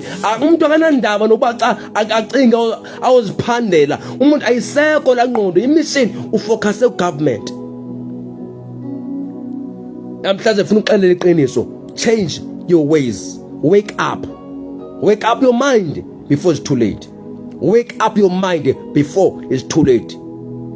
Zama ukuthi uvuke emqondweni, phaphama, vuka emaqandeni, vuka. It's time to rise up. Mongo umuntu, it's time to rise up. Kunabantu abazigraduate namhlanje, banama masters, banama diplomas. Ingxaki umuntu wahlangana nomuntu orongo, lo muntu orongo wabona ukuthi yes uright ufunde uphumelele, kodwa soze ufumane umsebenzi. Umuntu waphuza into erongo, umuntu wahlangana into erongo, umuntu wasezwe into wrong ulotsho umnyaka or ngulomuntu othize ingxaki wahlangana nomuntu wrong empilweni yakho. Manje nithi niyakumaphathi nithi emaphathini niyodluba umnandi yes hostile party ethize kanti leyo party kwabengasiba siyojabula ingxaki bekuyodestroy abantu ngoba kunamaphathi ayenziwayo kanti namaphathi ayingoba kuyojatshulwa kuyojabulwa kuwona ingxaki kuyodistractor kuyodestroy abantu. Ubone kuthengwa amabhiya amaninzi kanti lamabhiya la athengiweyo adlule somewhere adlule kuma sacrifice athize. Wena ufika waphuza namhlanje awudaba ubuye ekseni namhlanje ubuye ekseni awusenandaba nempilo awusenandaba nefamily yakho awunandaba nabazali awunandaba nabantwana bakho useless xa nokuvela ikubeke straight useless ingxaki wathatha i-wrong decision empilweni yakho. What the wrong decision empilo yakho. The day I realize ukuthi le ndlela engiyithatha indlela erongo labuye ezingqondweni. Akumele ubuye ezingqondweni kumele ubuye ezingqondweni kuseeli namhlanje uzothi buya ezingqondweni. Come back to your senses. Ithi iBhayibhile kunomfana kodwa i-prodigal son eyathi kokwabo yathi baba ngicela undabele ilifa lami ndifuna ilifa lami baba ndifuna ukuphuma nami ndiyodlalela ndiyoziphilela kanti wenze i-wrong decision nomfana wathatha wrong decision efuna ifa lakhe kubabakhe and ubaba ubona ukuthi ngeza amncintshe wamnikeza ifa lakhe wathi mntana mthatha nako waphuma nako konke kanti lapha yakhona elizweni lolahleko uyoyidla yonke imali yakhe uyodla yonke into ebeyifuna yonke ilifa lakhe. Lithi iBhayibhile wasengafisa nokudla nengulube. Kunabantu namhlanje nemali yonke namhlanje abasenalutho namhlanje abasenanto namhlanje abanye abantu bade bawina namalotho namhlanje abasenanto ingxaki bahlangana nabantu abarongo imali bayidla ngathi babhubhudla into imali ayizuphela kanti imali yaphela. Kunabantu abafana ne-prodigal son abacela konke ngokwabo baphuma bawuqala impilo yabo kanti laba beyoqala impilo yabo laba beyodestroy kakhona and xa ufika bahlangana nabangani bazibizwa cheese boy laba beyokhona kanti ucheese boy uhamba amaphelelo ucheese boy kushiyeka umuntu ukuthi i-decision ayithathayo empilweni i-decision enjani. Ubu-cheese boy ubuhle buhamba kuphelelwe mntaka baba lapho ukhona lapho uhamba khona ngifuna ukuqelela ubu-cheese boy bakho ubuhle bakho buzohamba kuphelelwe ngoba umuntu kumele abe ngumuntu ubu-cheese boy sebungasekho umuntu athatha i-decision e-right lapho esaziyo khona ukuthi ndisebenzele abantwana bami ukuthi manje ndihambe emhlabeni ndibashiyele something abantwana bami kodwa namhlanje youth namhlanje ayicingi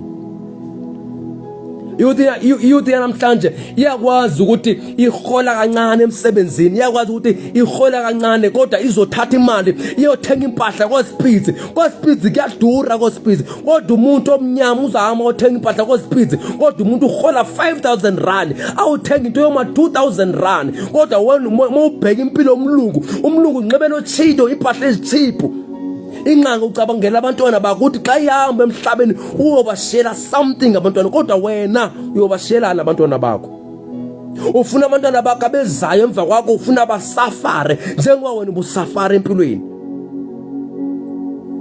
Come back to your senses namhlanje. Ngifuna umuntu nomuntu abuyele engqondweni zakhe. Come back to your senses. Ungazuyithatha indlela wrong. Uma ngabe soyithathile indlela wrong is not yet over ngempilo yakho. Unako sengalungisa. You can still rise up. You can still continue ne journey. You can still change the wrong way, uthathe the right way. As long as you are still alive. Usengayithatha impilo right as long as you are still alive. Namhlanje ngizokuvusa mntaka baba. Come back to your senses. Jesus still love you. God still love you. Rise up again. Namhlanje ngizophakamisa wena ukuthi phinde uvuke namhlanje. Namhlanje ngizophakamisa wena ukuthi phinde uvuke. You can still rise up. we can still write. Kunabantu babesindisiwe, umuntu wasinda for many years ethandaza, uthola ukuthi weke safara all of these years, kanti the day wawona ukuthi ayeke ukukholwa, ayeke ukusindiswa, kanti impendulo besayifikile. Enye impendulo ifika lapha sokugive up khona. Lazimini ukuthi uma ugive up empilweni kumele ushiye, ngoba lithi iBhayibhile Nkosi yami, lithi iBhayibhile uma kufika ububi ungayishiyi indawo yakho. Uma kufika ububi empilweni yakho ungayishiyi indawo yakho. Never change your way. Ungayishiyi indawo yakho. You better suffer kwindlela right. You better suffer with right direction. You better suffer with right decision. You better suffer instead of uyokhetha distraction. Kungcono usafarishe ngoku. That doesn't mean ukuthi mawusafarisha ku right direction uyosafara forever. Ngeze usafare forever. You are not Lazarus. You are not uLazarus yena wasafara until washona. Kodwa wena you are not Lazarus. uLazarus wakhetha the right direction, kodwa nawe njengoba ukhethe the right direction, you are not Lazarus. Doesn't mean ukuthi uzoshona ungaphumelelanga empilweni. Doesn't mean ukuthi uzoshona ungaphumelelanga empilweni. Namhlanje ngifuna ukwazisa namhlanje ukuthi nali iqiniso, is either leli qiniso uyalithatha or uyaliyeka, kodwa liqiniso leli lithethe enixelela lona. Qiniso leli lithethe enixelela lona. Wake up before it's too late. Rise up before it's too late. Kunamandla kuKristu. Kunamandla. Lithi iBhayibhile uma ubane kuKristu isidalwa esitsha okudala kuyedlula. Uma wena uqala ukutshintsha impilo yakho, change your life now. Kunabantu namhlanje abangafuna ukuhlukana nochoma abarongo, ade ubani ndiyamthanda kodwa ndiyamthanda. Umthanda njani umuntu ekusenhlabalalweni? Umthanda njani umuntu always umuntu efika kuwena uthi masiyamse ethaveni? Always umuntu echomi basekubhengeni. Umthanda njani umuntu onjalo? Siya lo muntu uyakulibazisa, siya lo muntu uyakudestroya, siya lo muntu always uyakuthatha ukusethaveni, ukusetshwaleni, always uyakuthatha ukusebafaneni, always uyakuthatha uyokuthengisisa ngomzimba, always uyakuthatha siya lo muntu ngoba uyakubona uyadestroya. Siya lo muntu ngoba imali yokuthengisa umzimba akeke uzoyidla forever, uzoyidla nemali iphele. Kuyofika ixesha lapha khona laba abantu abathengisana ngomzimba bangasakufuni. Kumele uyazi ukuthi kuyofika ixesha lapho uthengisa ngomzimba khona laba abantu abathengisela umzimba sebengasafuni next ngawe, ngoba sebeqedile ngawo. Ngoba uSathane unjalo. uSathane xa uza kuyena uyakujabulisa komzuzwana, ngoba indlela oyithathayo indlela obone ngathi right kusecebini, kanti le ndlela oyithathileyo ikusaku-distraction. Nali iqiniso umuntu omtsha. Nali iqiniso umuntu omtsha. Lazimina empilweni azikho, akekho ama-trial and tribulation, azikho intshutshiso. As long usesemhlabeni uzatshutshiswa kulo mhlaba esiphila kuwona. Kodwa funda nawe ukuthatha into endlela right. Funda ukuthi makufika ama-temptation wenza njani. Makufika i-temptation empilweni yakho wenza njani. Is either you give up or uyabekezela. Ama-temptation afika empilweni, inyama iyavuka empilweni, inyama iyafuna okwayo inyama, kodwa wena wenza njani makusenzeka kanjalo? Uyahamba uyolala lo muntu obomkhanuka or awuyi? Choose now. Uyahamba uyolala naye or awuyi uyolala naye? Ethi iBhayibhile zoyise. Funda ukuzoyisa. Funda ukuzoyisa, zinqobe njalo. Funda ukubekezela, funda ukunyamezela, funda uthi uJesu ihlabathi ndilinqobile kodwa emhlabeni noba nembandezelo ezininzi kodwa nyamezelani. Athi uPostoli uJohn athi impotho okuzelwe nguThixo kuyaleyisa ihlabathi ngokukholwa kwethu. Namhlanje zokuxelela iqiniso just nje elimsulwa, pure truth. Namhlanje xelela nje iqiniso elimsulwa ntaba. Namhlanje funda ukuthatha okuright before it's too late. Change your ways before it's too late. Lahla laba bangana abakulahlekisayo, lahla laba bantu abakulahlekisayo. Focus empilweni yakho. Focus emntwenini wakho, sebenza umhlaba namhlanje. Namhlanje zokucenga zothi sisebenza umhlaba xa kuthiwa kunabantu abathi bonke abantu kumele baqala amabhizinesi. Hayi ngoba bonke abantu babizela uqala amabhizinesi, abanye abantu babizela ukuthi bayosebenza, bapha umuntu awufaka ama-CV.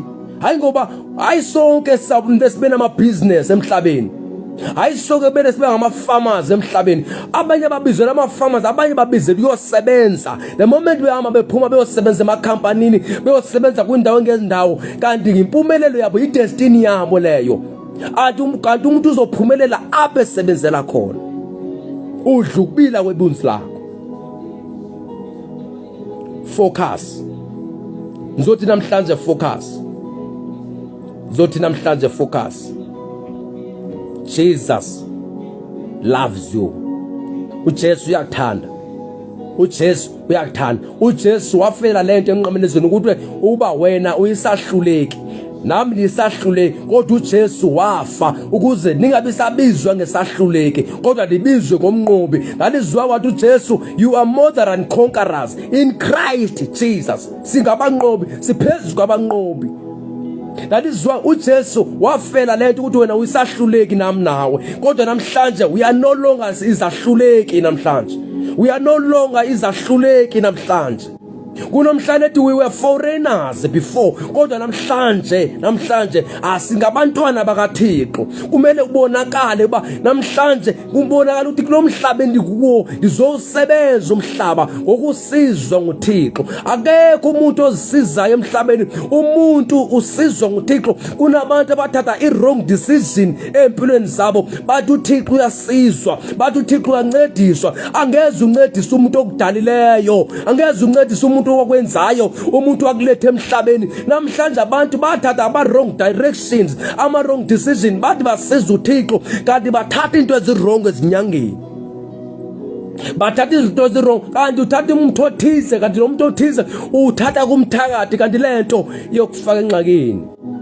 Kunabantu abaqala kahle besithi bayofuna impumelelo, bangena kahle, kodwa namhlanje sekuthiwa mabasacrifice igazi labantu. Namhlanje sekuthiwa mabasacrifice ngama-family members wabo. Ingxaki umuntu wathatha i-wrong direction, wathatha wrong decision, wayicimba kule ndlela ayihambayo indlela ezashesha ibe mnandi. Abanye abantu bangena ukusacrifice izilwanyana, i-animals, ithi inyanga ethize sacrifice ngebhokwe ethize, kanti le bhokwe ayisacrifice ngayo ngenye imini uzothi le nyanga ithi le nto yamayisayifuni le bhokwe sayifuna igazi lomuntu. Kumele ulethe umntana wakho or kumele ulethe umama wakho, ulethe any member of your family uzoyimsacrifice la ushine ria kwesigodlo lesi sikamthakathi. Kanti waqala kancane isithi inyanga ethize letha nje imbuzi uzoceba la kimi, letha nje imbuzi, kodwa namhlanje is no longer imbuzi, is no longer ibhokwe, sekuligazi lomuntu. Umuntu sekafuna ukushiya, akusekho ukushiya kuba sowungenile ungenile. Abantu bayathanda abantu emhlabeni ukuthatha ama-wrong decision. Kusemhlabeni la izwi likaThixo alixoki. God will never be a liar. God will never be a liar. uThixo umqali nomphelelisi womphefumulo womuntu. uThixo wazi umuntu yonke indawo. uThixo yamazi umuntu. uThixo yamazi umuntu indlela oyithathayo. uSawule wathatha indlela wrong decision. uSawule wayechuthisa uDavid, wathatha le wrong decision. Baninzi abantu bethatha ama-wrong decision empilweni yabo, kanti le ndlela oyithathile yoletha distraction, yoletha ukufa ngelinye ilanga. Bakhala namhlanje, bayalila, bafuna imithandazo, bablame uThixo, bathi uThixo uyabazonda, akafuni ukubasiza uThixo, kanti umuntu wathatha wrong decision empilweni yakhe. uThixo ubonakala ngathi uthulile, kanti uThixo akathulanga. Ingxaki kunento evimbela uThixo. Lalizwa lithi iBhayibheli uthi uZaya isono siyayithintela insebenzo kaThixo. Lalizwa lithi uThixo isono, ngoba isono soze sikwazi ukuthi uThixo asebenze kuwe nesono sibe sisebenza. Abantu abaninzi namhlanje balila, bathatha wrong decision empilweni zabo.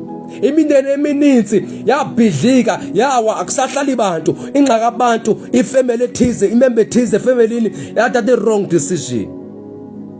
kunabantwana abavele emhlabeni abeza ngawe emhlabeni ngoba wathatha i-wrong decision emhlabeni.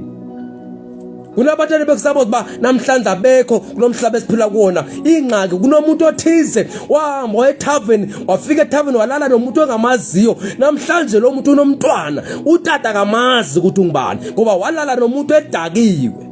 Walala nomuntu ephuza utshwala. Namhlanje ufunisa ngobaba ukuthi ubaba uphi, ubaba akasamazi. Ingxaki umama othize, intombi ethize yathatha i-wrong decision.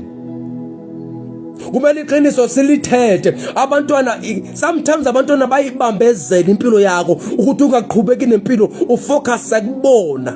Ngoba hayi ngoba bonke abantwana bafuna bazoletha isibusiso kuwena. Abanye abantwana bazoletha ikhesi kuwe. Kufuneka ufocus yakho ibe kubo, wena wendle bona ubone ukuthi mawuphile ngemali yegrant, uphile ngemali ya government ngoba so wenza i-wrong decision empilweni yakho. Uminda wena eyi-1 so uphila ngemali yegrant. Hayi ngoba bekumele wena uphile ngemali yegrant. Ingxaki empilweni wathatha wrong decision.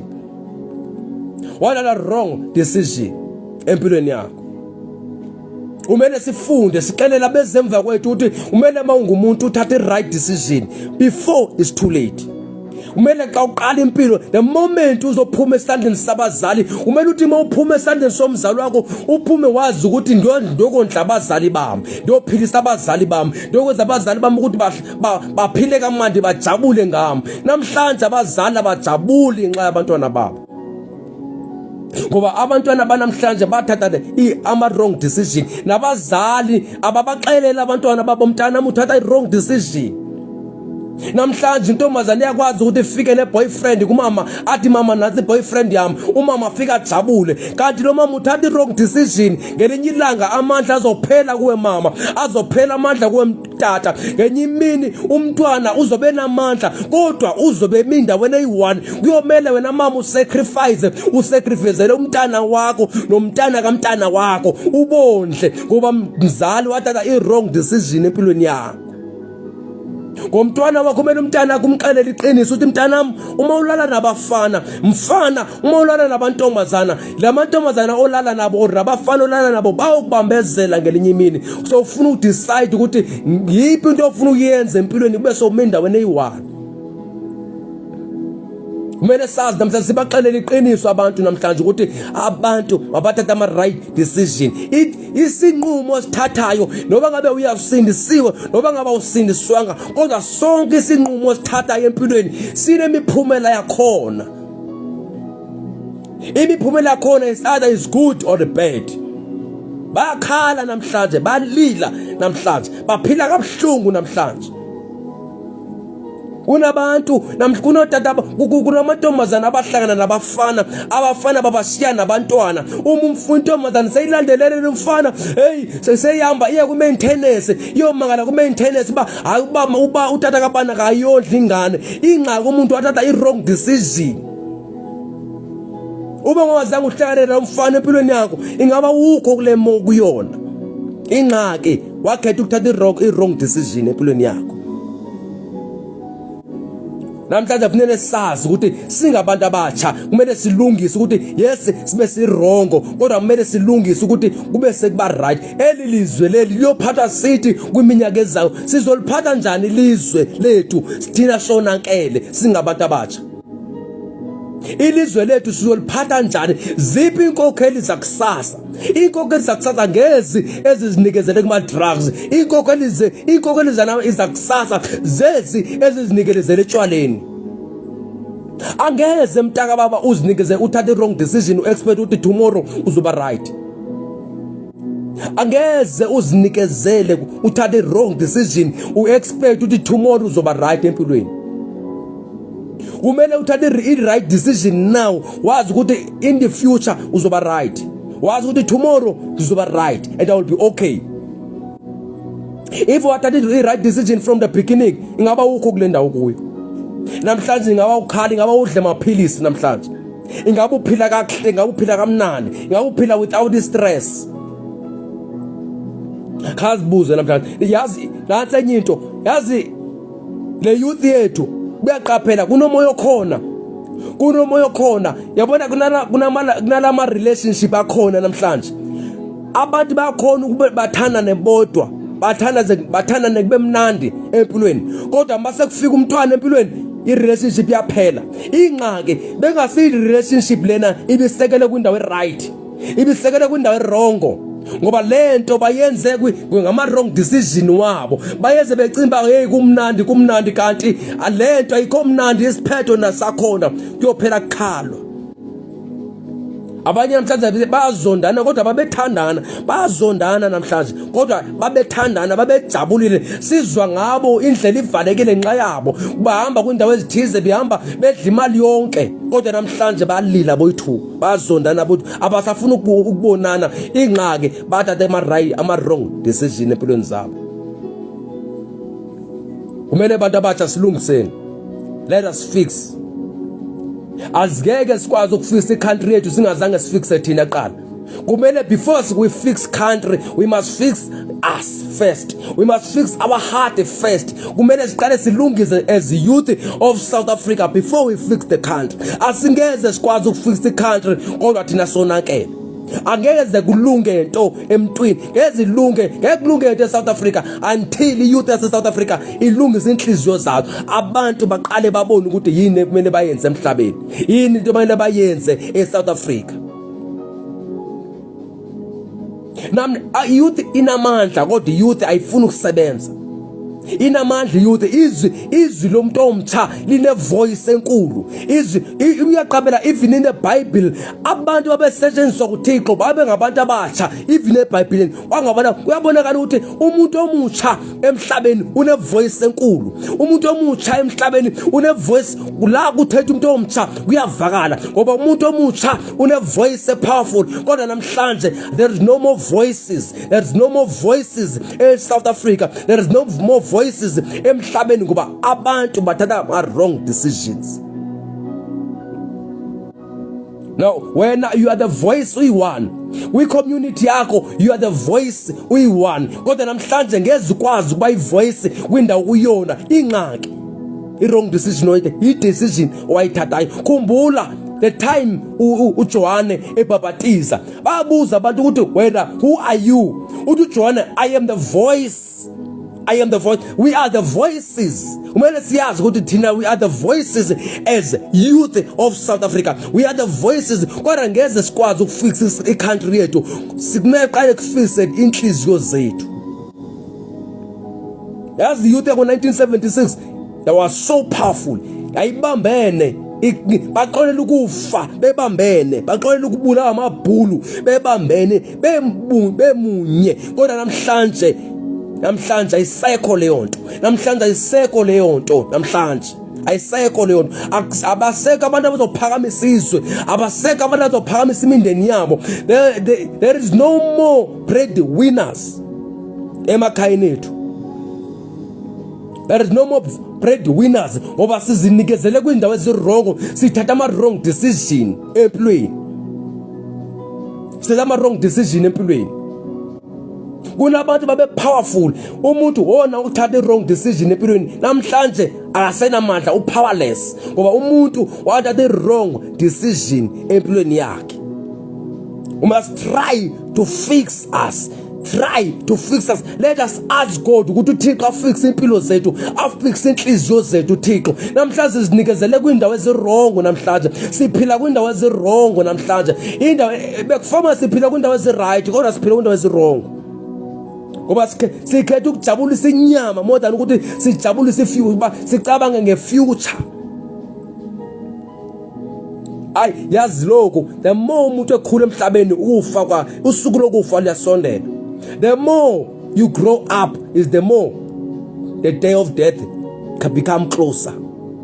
You must understand leyo nto. Sister, leyo nto ngeke uzuyivimbe leyo nto. Kodwa kumele ukuthi ukufa kufika kuwe, kufika ufa wazi ukuthi i-destiny yami sendiyireachile. Destiny yami kunabantu abazinikezele ebuthakathini. Kunabantu abathakathayo badla ama wrong decision bahamba bothakatha. Namhlanje abasafuna ukubona kwamuntu ophumelelayo. Wathi uqala uphumelela abantu bakuthakatha, abantu bakuloya abantu. umuntu uyakuloya umuntu akasafuna ukubona uphumelela, akasafuna ukubona unyuka. Ingxaki kwahluleka yena, wabona ukuthi indlela ezingcono kuba yami ndothakatha. Wathatha i-wrong decision umuntu. Ngifuna ukuxelela lokuba uyathakatha, kodwa ubuthakathi bakho ngeke buqhubeleke forever. Uzothakatha just for a certain time, kodwa ubuthakathi bakho buzophela. Ingxaki namhlanje wangena ebuthakathini ngoba wena wazibona ukuthi ndisahluleki, wakhetha indlela erongo, wahamba wathakatha nxa unomona.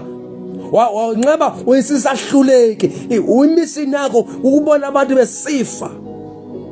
Wangena endaweni erongo, waba sisahluleki, wakhetha indlela erongo. Ngifuna ukuxelela ba noba ungathakatha umthakatho othize, kunabantu abathandazayo emhlabeni ngenye ilanga uThixo la uzobalwela laba bantu bathakathayo.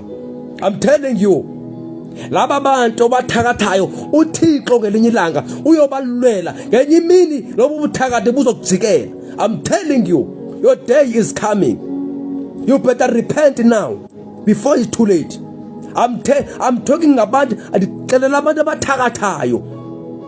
Yabona xa umthakathi umuntu wangena ebuthakathini ngenxeba, wangeniswa umona, wangenisa ukuthi lo muntu uyisahluleke empilweni, wangenisa ukuthi akafuna ukubona umuntu eyaphambili, wabona ukuthi ma-decide kuyothakatha. Wathakatha umuntu, wabulala abantu abenza kuhle, kodwa ngelinye ilanga linyalanga lakho liyeza. Kumele siyithethe ibe right, ibe clear, bayazi ukuthi ngelinye ilanga God will answer us. Thixo uyophendula. Ngenye kunamadoda amabini. Kunamadoda uKhayini noAbheli.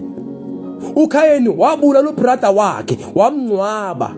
Kanti igazi likaKhayini likaAbheli liyathetha phansi komhlaba.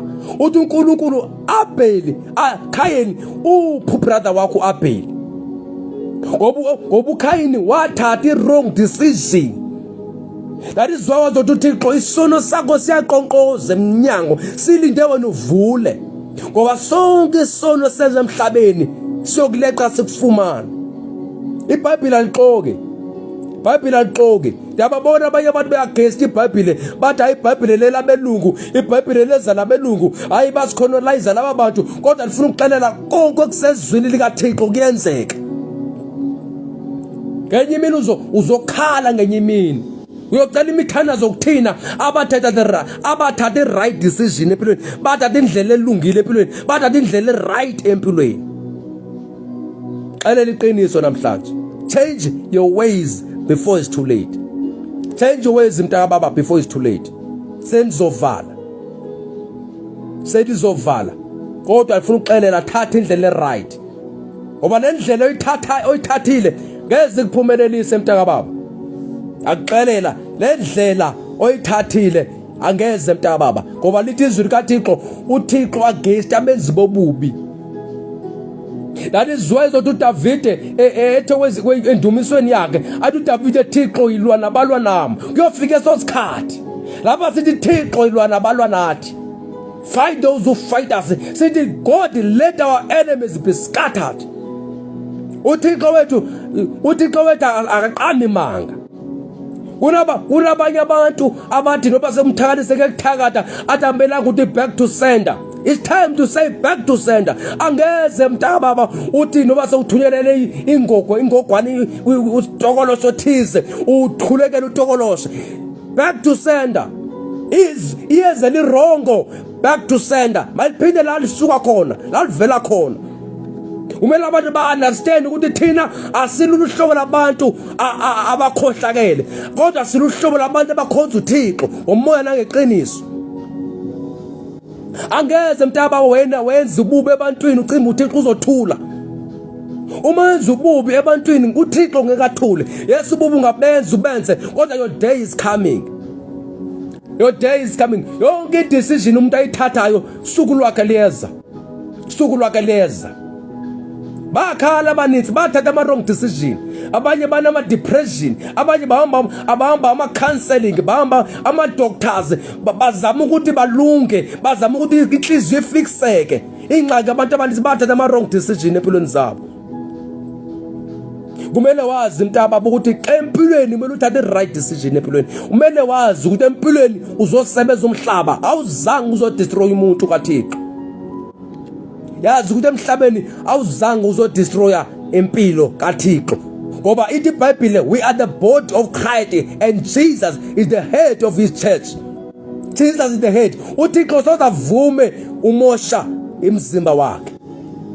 Ndikhuluma nani nineni sebabandleni, nineni igcwele inhlebo. Bahleba abantu emabandleni, bathathe ama wrong decision emabandleni, bahleba abazalwane, babhidlize ibandla likaThixo. Uthini uThixo in the book of Corinthians chapter 3 uthi ochitha indlu yami nami ngomchitha. Amabandla amaninzi namhlanje abhidlikile namhlanje. Amabandla amaninzi abhidlikile hayi ngoba abhidlizwe i-adultery fornication, kodwa abhidlizwe inhlebo.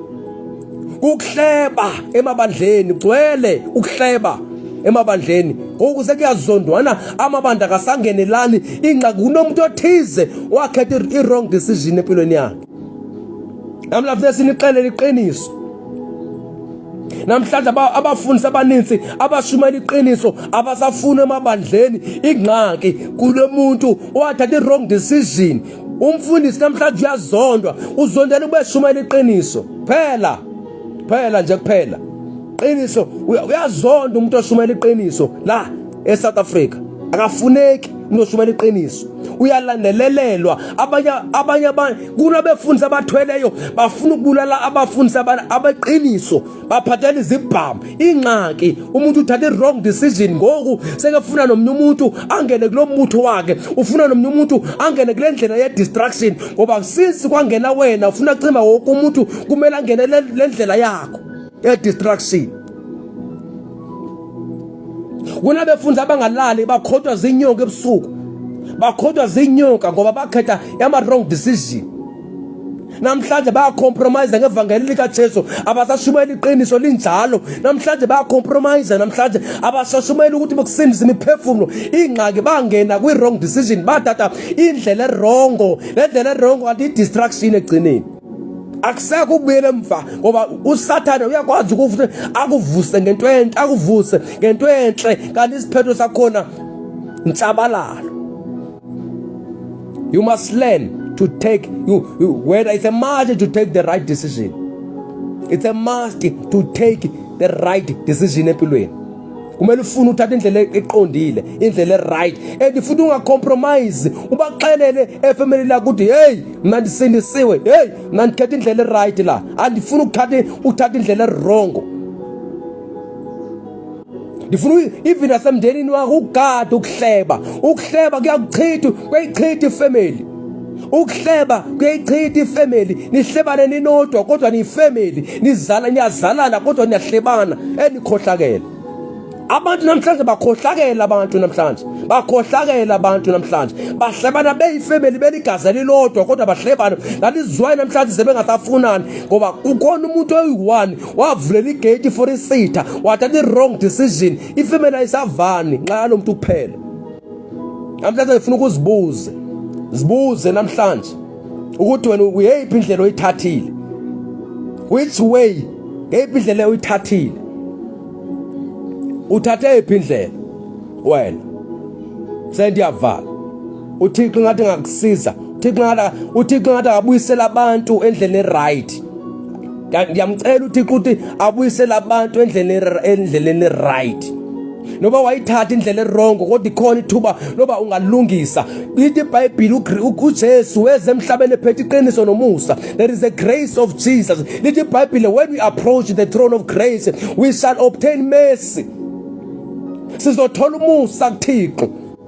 Kumele sivume ukuthi yes God, sithathile ama wrong decision empilweni, sithathile indlela ezirong endleleni, kodwa Thixo sicela usibuyisele kuwe. Sicela Thixo usincede, sicela Thixo usixolele izono zethu, sicela Thixo usisize, sicela Thixo usizwele. Yes, we understand ukuthi emhlabeni singabantu, kodwa siyacela Thixo wethu ukuthi usizwele, usincede, usixolele, sibuyisele ebuhleni bakho. sibuyisele enkazimulweni yakho. Yesi silahlekene nawe ngoba injongo yakho kwakuba ubuyisele umuntu kuThixo Jesu. Kodwa namhlanje siyacela usiqolele sibuyisele uNkulunkulu. Namhlanje sifuna ukubona okholwayo nongakholwayo, osindisiwe nongasindiswanga ebuyela kuThixo evuma izono zakhe esithi inkosi senzile okubi. Namhlanje sempilweni sizilibazisile, sazilibazisa ngento zomhlaba, sathatha indlela ezirongo. Thixo siqolele, Thixo sincede. Sifuna ukwenza kuhle empilweni, sifuna ukwenza okuright, sifuna ukulungisa. We understand God, we are human being emhlabeni, kodwa siyacela Thixo sincede, sibuyisele kuwe ngoba ngeke kwasiza ukuthi sihambele kude noThixo. Ngeke wasincede uvele singamfuni uThixo ngoba uThixo uyisource yomuntu emhlabeni. God is the source of human being. No matter you believe in God or not, or you believe in the Bible or you don't believe in the Bible, but God is the source of human being emhlabeni. You must believe ukuthi God is the source of human being. Uyena umdali wakho uThixo, angabazali bakho abakudalile. Abazali bakho just nje bekuyi bridge oba kuzalwe wena. Abazali bakho bekuyi bridge, mara wena you originated from heaven. Wena usuka kubaba uThixo ophilayo, wawusenhlizweni kaThixo. Malibonke igama lika Jesu. Sendiyathandaza ubukhona okhona la othi Jesu yakudinga empilweni yami, ngithethelele xolele izono.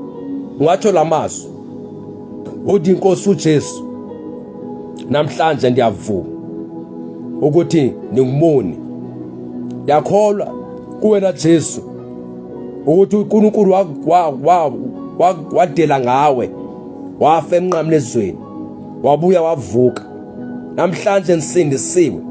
Namhlanje I change the ways, ngihamba ngendlela kaThixo.